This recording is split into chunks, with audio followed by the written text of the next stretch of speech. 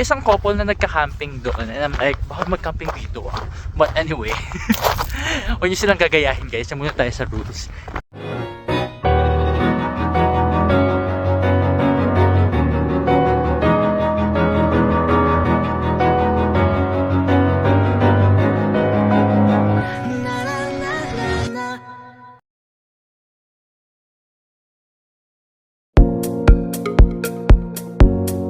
Hi guys! So currently nandito na ngayon tayo sa bus stop ng Dobiaco.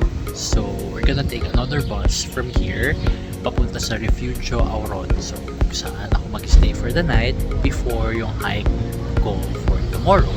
So right now I'm waiting for the bus. It says here darating na around 5:05. It's currently 5 o'clock. So on time naman tayo.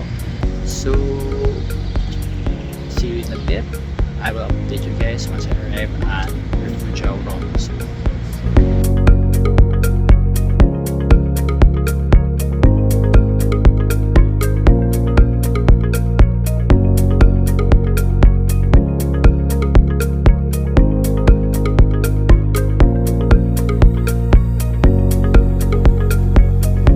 Hi guys, nandito na ako ngayon sa Refugio Auron. So finally, anyway, I'm now having my dessert. So, hindi ko na alam kung ano yan. In-explain kanina kung si deserve, pero girl, madami ako iniisip, pasensya na. Anyway, sobrang fun ng deal dito sa accommodation na to. Kasi, for 60 euros, I get to sleep here for one night. May breakfast tomorrow, and then may dinner then, na only. So, buffet pa siya. So, girl, palagang-palalo yung deal. And of course, syempre hindi rin pong ang napakagandang view sa labas. Yung Kentucky. Diba? Ang ganda-ganda ng view habang kumakain. And of course, I choose cake for dessert. Timely for my 28th birthday. Happy birthday to myself. Happy birthday to you.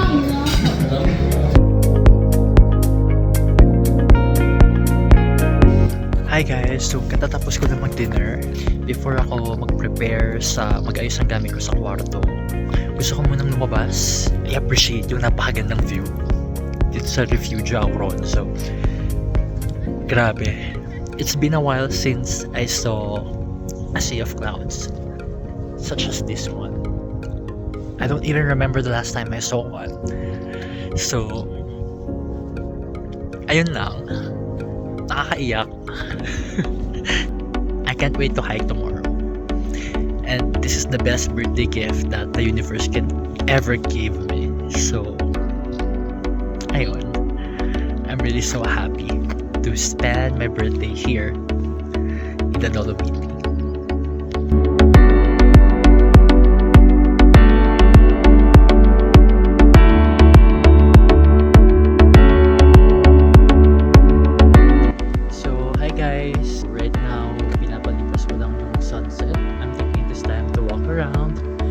Appreciate what I have to see here.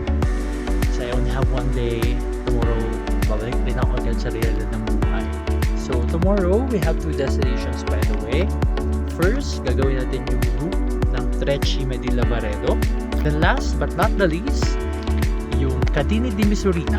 So isa siyang viewpoint na basta viewpoint siya. So yan yung dalawang destinations natin for tomorrow. Personally, I cannot wait to start hiking because ang tagal kong hinintay yung moment na to. For now, I'm gonna have a good night's sleep, especially because I have to wake up tomorrow morning ng maaga. So yeah, so for today, good night. See you tomorrow.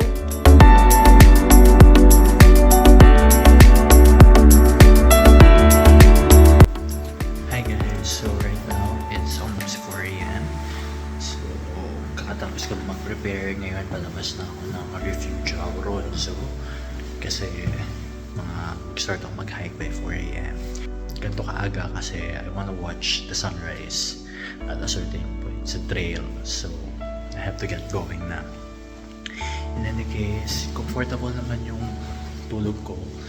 Anyway, I have to focus on the trail. See you guys later. Let's watch the sunrise together.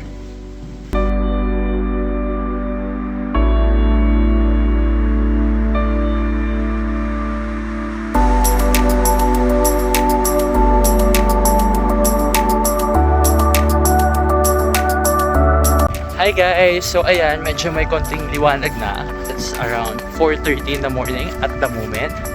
But look at that! That stretchy right there. Ang ganda!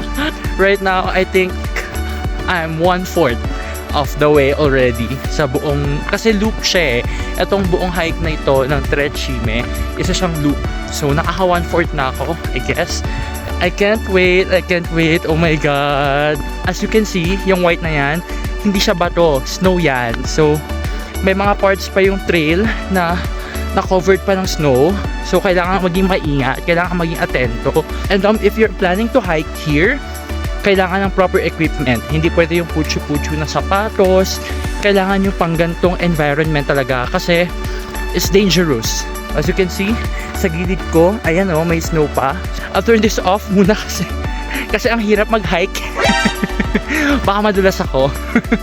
Baka maka-short ang trip natin. Ciao, ciao! Later!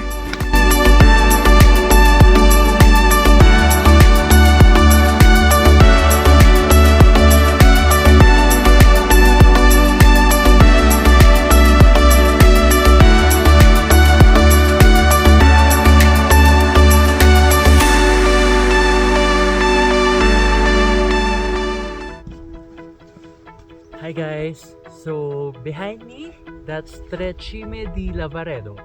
Trecime, or in English, 3 peaks. Although, apat dun, hindi ko alam bakit siya 3 peaks. But fine. Baka-counted na siya as isa lang. Yun na sa point na yun. So, tatlo siya. Nagutom na ako, kakain muna ako. So, what do we have here? Prepared naman ako. So, medyo may mga bakon tayo, ganyan. Diba? Mga biscuits, ganyan. So, first and foremost, syempre, try natin itong binili kong Milka Mini Wafers. Ayan. So, sarap siya. Sarap. Any moment now. For now, sibog muna. Oh. One of the best feelings talaga mag-breakfast sa bundok. I swear.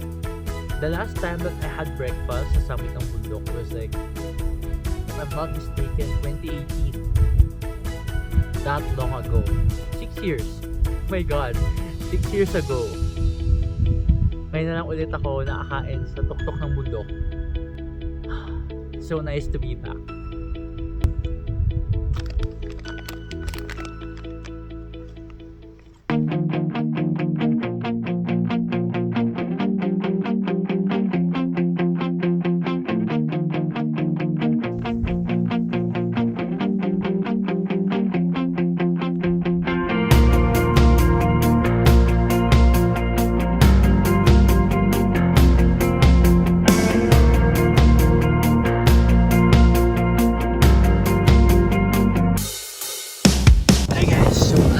Kararating lang natin sa Refugio Locatelli. So, it's another one of the, if I'm not mistaken, 3 accommodations around here na pwedeng here. Kasi bawal mag-camping around this part. So, kailangan talaga mag-stay sa mga Refugio o kaya naman wala ng pwesto sa may parking lot, sa may baba.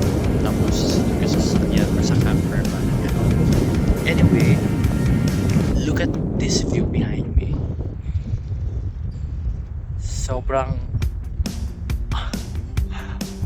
wow, speechless. Sobrang ganda. Like, I've seen these lakes dun sa vlog na binabasa ko pupunta dito. Seeing it up close, dude, I have no words. Wala akong masabi. Wow. Wow.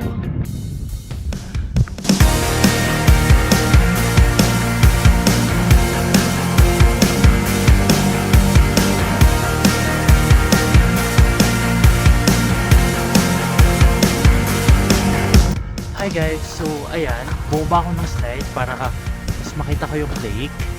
Pero hindi siya kaya kasi dun sa part ng lake na yun, if you can see, snow covered siya.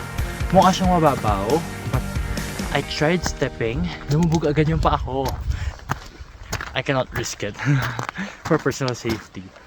This is actually just a side trip. Hindi siya part talaga ng trail. So, now we're going back dun sa official trail.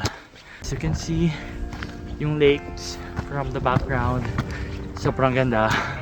Especially nung sumilip ng slide yung araw. Kasi medyo cloudy today. Pero sumilip siya ng slide. Nagkaroon ng little diamonds over the water. Ang ganda. Sobrang ganda.